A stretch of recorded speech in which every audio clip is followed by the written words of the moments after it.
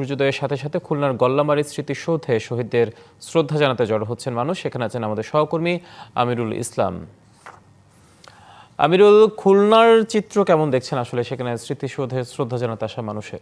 খুলনায় যে পুলিশ লাইনে 31 বার তপধ্বনির মধ্য দিয়ে যে বিজয় দিবসে, স্বাধীনতা দিবসে, মহান স্বাধীনতা দিবসের শুভ সূচনা হয়েছে, অনুরূপভাবে যে বলা যায় যে ভোর রাত থেকে যে খুলনাবাসী যে গলামারি স্মৃতিসৌধে সেখানে জড়ো হয়েছিল, অপেক্ষায় ছিলেন যে সূর্যোদয়ের, এবং সূর্যোদয়ের সঙ্গে সঙ্গে বাংলার যে সূর্য সন্তান যারা শহীদ মুক্তিযোদ্ধারা, তাদের প্রতি বিনম্র শ্রদ্ধা অঞ্জলি নিবেদন করেন বাংলার শ্রেষ্ঠ সন্তান যারা মুক্তিযোদ্ধারা।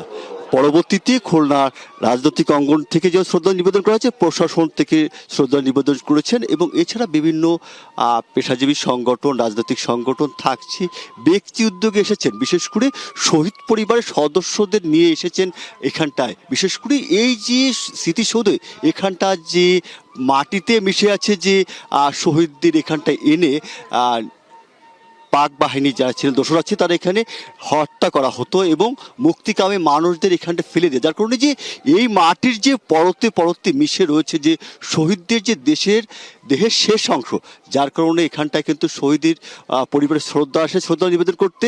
এবং এছাড়া রয়েছে যে এখানতে শ্রদ্ধা নিবেদন শেষে খুলনাবাসী জড়ো হবে স্বাধীনতা দিবস উদযাপন উপলক্ষে। যে খুলনা জেলা স্টেডিয়াম রয়েছে, সেই স্টেডিয়াম সেখানটায় কিন্তু আয়োজন রয়েছে, বিশেষ করে জেলা প্রশাসনের পক্ষ থেকে যে আয়োজন রয়েছে, সেই আয়োজন রয়েছে কুচকা আওয়াজের আয়োজন করা হচ্ছে।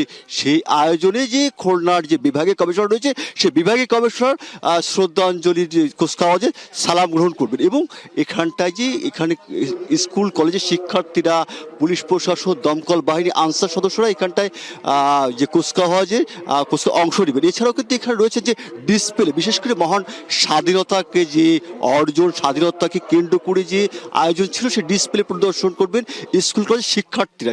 সেই সঙ্গে থাকছে যে চিত্রাঙ্কন প্রতিযোগিতা এবং রচনা প্রতিযোগিতার আয়োজন করা হচ্ছে বিভিন্ন সংগঠনের পক্ষ থেকে। বিশেষ করে এই দিনটির তাৎপর্য নিয়ে যে আলোচনার আয়োজন করা হয়েছে, আমরা কথা বলবো।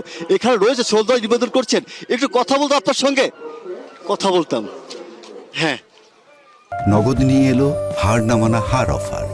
সর্বনিম্ন 10,000 টাকা রেমিটেন্স নগদে পাঠালে থাকছে স্বর্ণের হার জেতার সুযোগ। কিভাবে স্মরণ করছেন বিশেষ করে শহীদদের এবং স্বাধীনতাকে? 2026 স্বাধীনতার মাসে শ্রদ্ধাভরে স্মরণ করছি আমরা ইতিহাস এবং সভ্যতা ডিসিপ্লিনের পক্ষ থেকে খুলনা বিশ্ববিদ্যালয়ে। তো আনন্দঘন পরিবেশে শহীদদের স্মরণ করছি। যে উদ্দেশ্য নিয়ে শহীদরা জীবন দিয়েছিলেন, রাষ্ট্রকে এনেছিলেন, কতটা পূর্ণ হয়েছে মনে করছে? কি পাওনা আছে রাষ্ট্রের কাছে?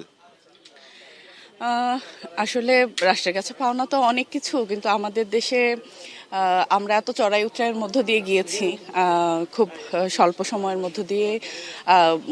আসলে একটি দেশ দাঁড়াতে 50 বছর খুব বেশি সময়ও নয়, আবার ধরতে গেলে কম সময়ও নয়, কিন্তু প্রত্যাশার জায়গা অনেক। আশা করি একটা নতুন সময়, নতুন সরকার দায়িত্ব নিয়েছে, তো ফলে খুব বেশি দিন তো হলো না, মাসখানেক চলে গেল। তো প্রত্যাশা করছি যে দ্রব্যমূল্য সহ আমাদের যে বর্তমান বাস্তবতা, মানুষের বেঁচে থাকবার যে চাহিদাগুলো, সেগুলো অন্তত পূরণ হবে। অর্থাৎ মানুষের অ্যাটলিস্ট রুটির বন্দোবস্ত এটি অন্তত পূরণ হবে এবং মানুষ প্রাত্যহিক জীবনযাপনে একটু স্বস্তি ফিরে আসবে। ধন্যবাদ আপনাকে। কথা বলতে আপনার সঙ্গে, এই যে এই আজকের দিনটা কিভাবে স্মরণ করছে শহীদদের প্রতি, যাদের মাধ্যমে আমরা দেশ পেয়েছি? আমরা যাদের মাধ্যমে এই দেশ আমরা পেয়েছি, তাদের প্রতি আমরা গভীর শ্রদ্ধা জানাচ্ছি, তাদেরকে আমরা গভীরভাবে স্মরণ করছি। তারা একটা উদ্দেশ্য নিয়ে, তারা একটা আশা নিয়ে, স্বপ্ন নিয়ে আমাদের এই দেশটাকে স্বাধীন করেছিল।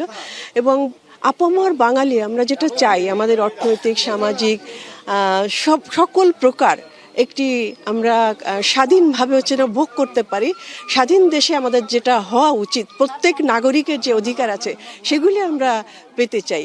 আমাদের সেই স্বপ্ন যেন পূরণ হয়, আমরা আশা করব আমাদের যে সরকারই আসুক না কেন, সেই আশা যেন আমাদেরকে পূরণ করে।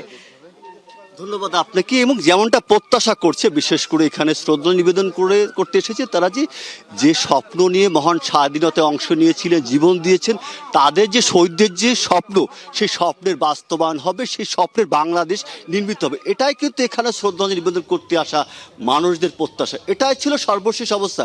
হিমাদ্রি। আমিরুল, ধন্যবাদ আপনাকে।